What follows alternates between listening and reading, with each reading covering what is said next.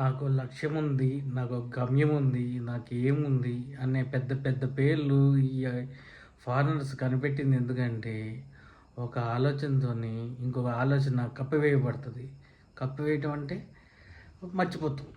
ఒక ఆలోచన రంగంలోనే ఇంకొక ఆలోచన మర్చిపోతాం. ఇంకొక ఆలోచన రంగంలోనే ఇంకా అట్లా ఆలోచన మర్చిపోతూ ఉంటాం అనమాట.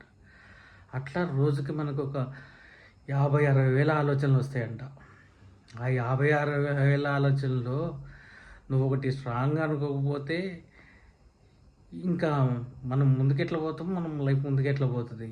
అన్నీ చిన్న చిన్న కోరికలు అవి ఇవి ఎన్నో వందలు ఉంటాయి.